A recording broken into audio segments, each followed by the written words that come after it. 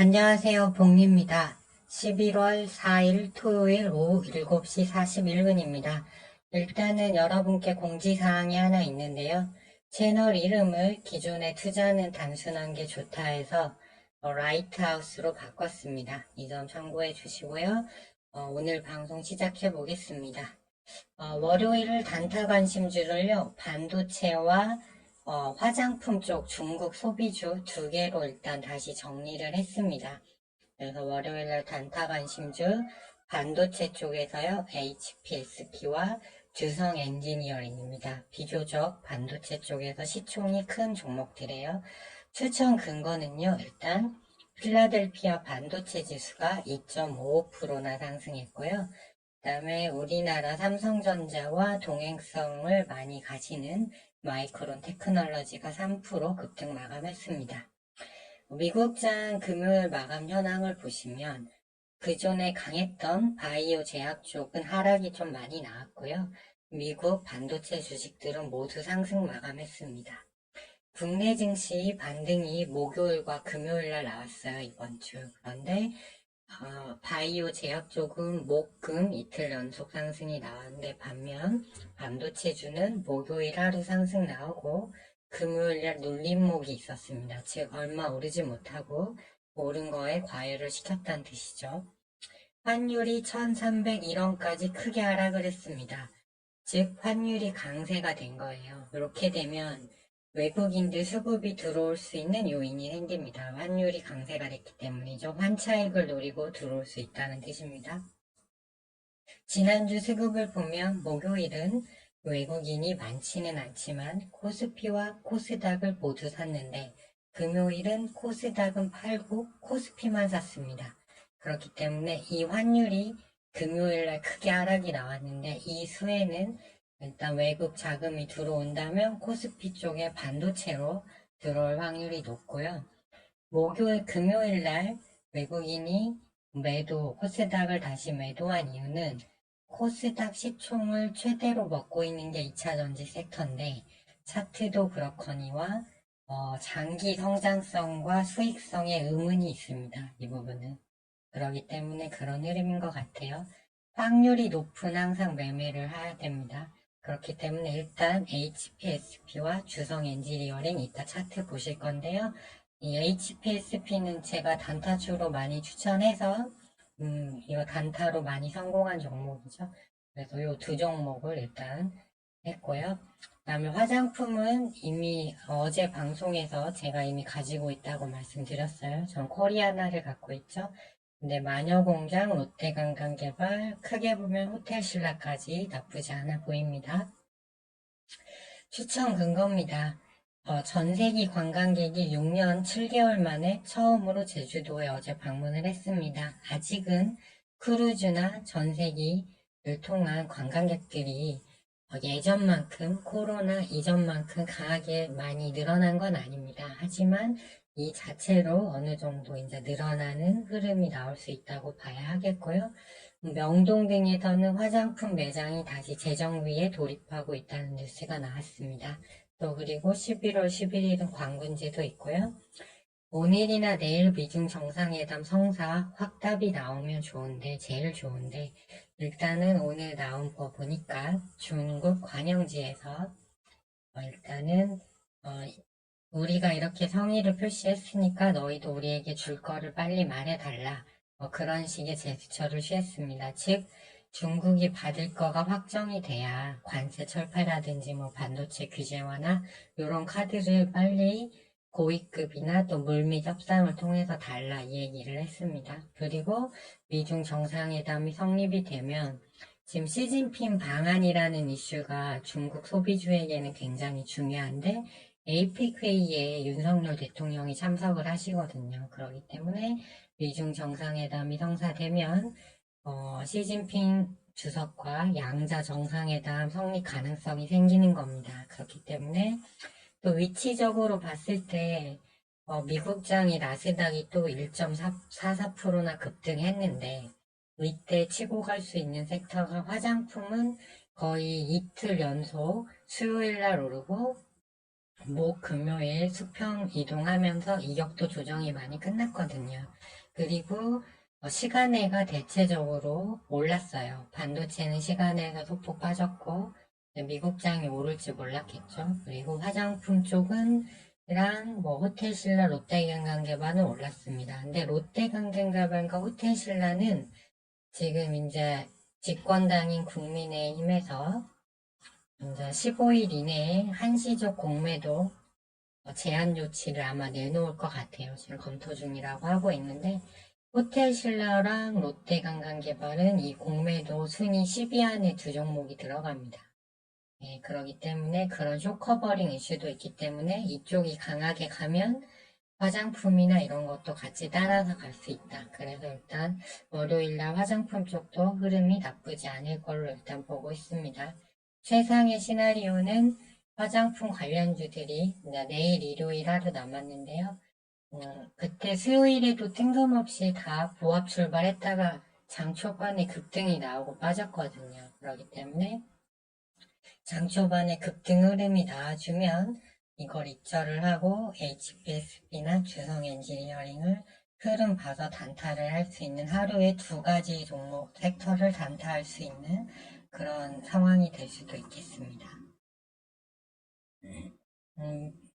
미국장 마감인데요. 엔비디아부터 마이크로소프트에서 요 반도체 쪽이 다 좋았어요. 헬스케어 쪽 빠진 종목들이 보입니다. 그렇기 때문에 일단은 그런 흐름이 나올 걸로 보고 있고요. 증시를 보시면 미 재무부, 이게 10년물 국채금리인데요. 미 재무부 채권 발행 축소 계획이 나왔을 때 음봉이 크게 나오고, 그 다음에 ISM 제조업 구매 관리자 지수 PMI 급락했을 때 또 한 번 빠졌습니다. 그리고 비농업 고용 인원이 급감하니까 이 하단 장기 추세 라인 선을 깼다가 아래꼬리 일단 달았는데 이제 좀 문제는 이게 지금 기준선이거든요. 근데 문제는 스태그 이제 물가는 이제 내려오겠지만 미국장이 이제 경기 침체로 들어갈 것 같아요. 하지만 경기 침체 우려는 당분간 좀 접어둬도 좋은 게 왜 그러냐면 경기 침체는 있겠지만 기관이나 헤지펀드 등에서 연말 윈도우 드레싱이라는 게 있어요. 즉 연말까지 11월과 12월 동안 주식시장이 이제 올라가면서 여기서 수익률을 제고하는 그런 게 있고요. 제가 향후에 올 두 가지 호재로 거론하고 있는 러우전 종료와 미중 정상회담 성사 시 미중 관계 개선이라는 호재도 또 대기 중입니다. 그래서 일단 얘는 위로 당분간 크게 못 갈 것이고 유가도 이 자리에서 8월부터 사우디 러시아 감산으로 계속 올라서 시장을 위험하게 했다가 기준선을 깨고 내려왔는데 다시 28 분쟁이 터지면서 기준선 올라갔다가 지금 내려왔어요. 유가도 큰 문제는 없다. 그리고 환율도 7월 13일부터 계속 우상향해서 우리 증시 외국인 자본 이탈을 촉진했죠. 실제로 7월 달부터 계속 외국인이 팔았습니다. 그랬는데 이 기준선을 깨고 환율이 금요일날 크게 내려온 게 보이시죠?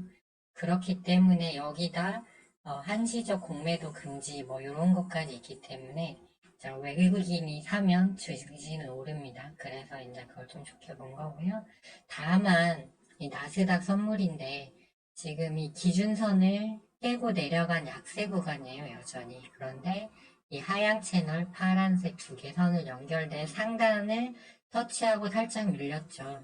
그렇기 때문에 당분간 여기서 밑으로 여기처럼 이렇게 급락할 일은 없겠지만 여기서 이제 좀 횡보하면서 추가 호재가 나와야 이 선은 돌파할 것 같습니다.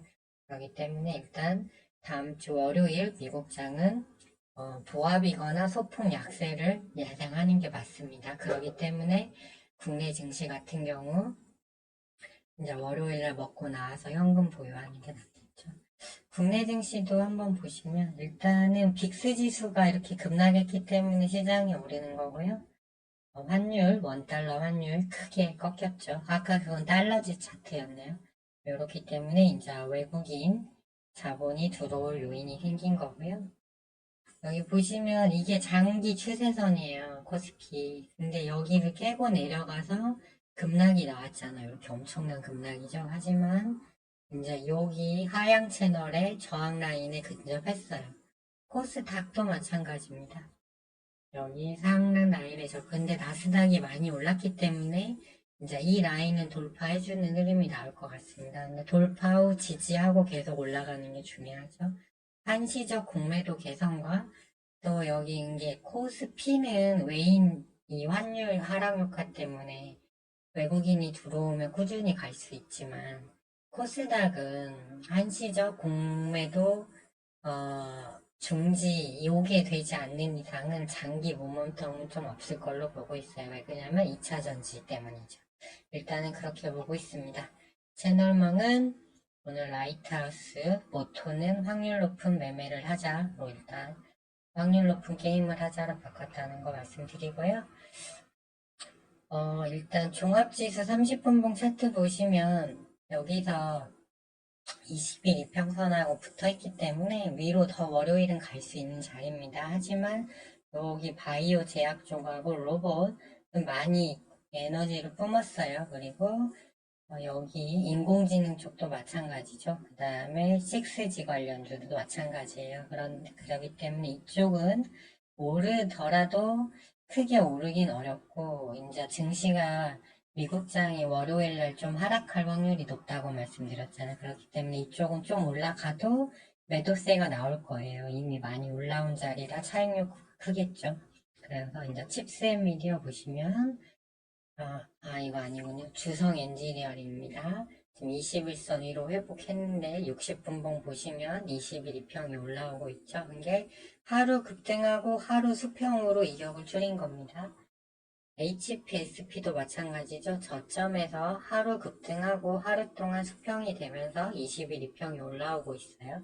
그렇기 때문에 좋은 자리라고 말씀드리고 칩스 앤 미디어도 뭐 되게 자리는 괜찮아요. 얘도 정배열 추세인데 목요일날 반도체주 다 갈 때 유독 약했죠. 하지만 좀 반대 흐름 나올 수 있으니까 칩스 앤 미디어까지 한 포함을 할게요.